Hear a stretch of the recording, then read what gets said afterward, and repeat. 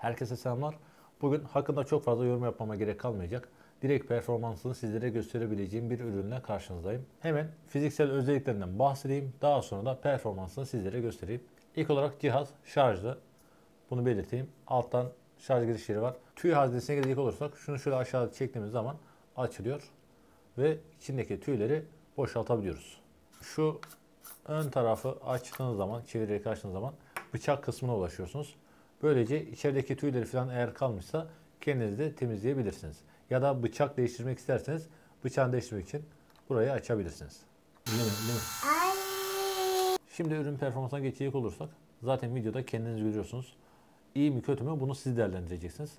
Ama benim de yorumumu merak ederseniz evet üründen biz kesinlikle memnun kaldık. Bunu belirteyim. Öncesi ve sonrası arasındaki farkı çok net bir şekilde görebildim. O yüzden üründen memnun kaldım.